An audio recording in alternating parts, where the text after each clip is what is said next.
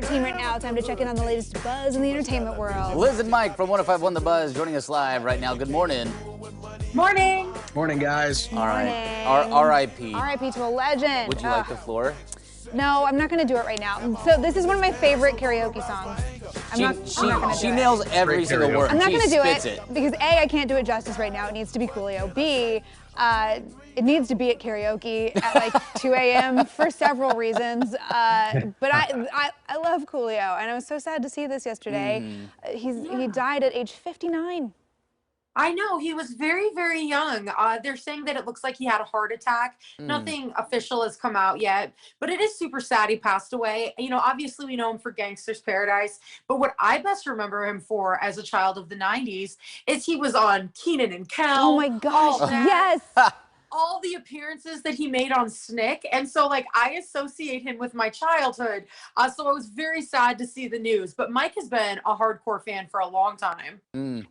Yeah, I mean, Coolio was different in the mid to early 90s. He was one of those rappers that was very likable in a world of hip hop that was very gangster centric back then. And he gave us a ton of hits. People always forget, besides Gangsta's Paradise, which he ended up winning a Grammy for, he gave us Too Hot, 1, 2, 3, 4, Something New, Fantastic Voyage, I'll See You When You Get There. The list goes on and on. He sold 20 million albums, nominated for 6 Grammys, and he had a cooking show in Italy called Cooking with Coolio. Yes. What? That's wild. I had no idea. A cooking show in Italy?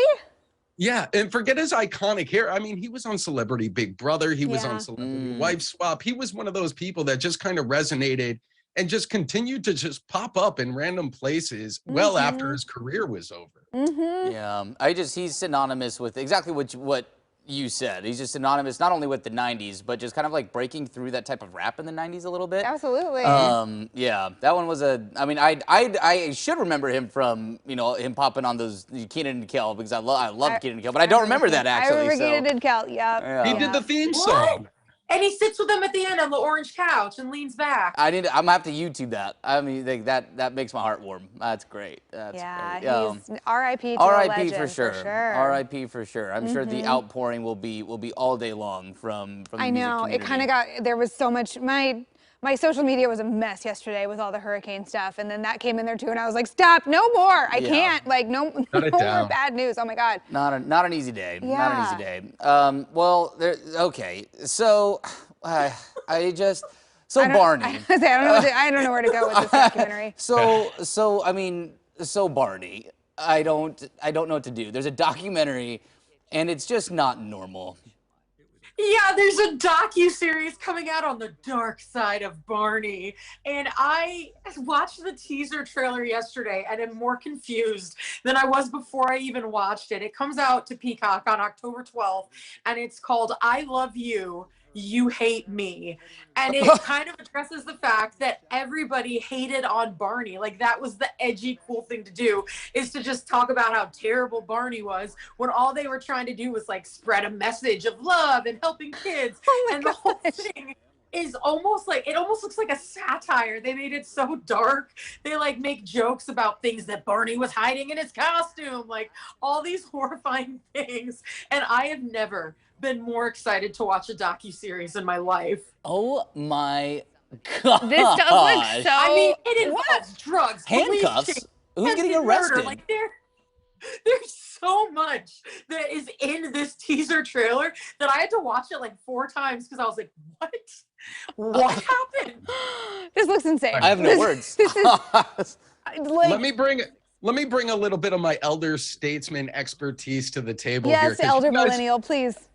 Yeah. I mean, you guys grew up in the Barney era, so like Barney I would have been late coming to Barney. Like I was a little bit too old when Barney really started to get his digs and get popular. You had a mustache at that point. I did not. I still don't have a mustache. If you're looking at the screen. Anyways, but we used to rag on Barney all the time, and all my friends who had little brothers or sisters that would play with Barney dolls and stuff, we would take it and we would torture those things just like you're seeing in this doc. Seriously.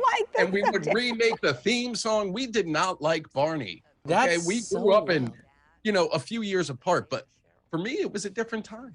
It was a different time. I do remember like older kids at school when you got into like kindergarten, first grade, you know, some of the older elementary schoolers ragging on Barney, and that was kind of when you feel like you have to like grow up and be a big kid. You're like, oh yeah, Barney's Oh, stupid. Barney.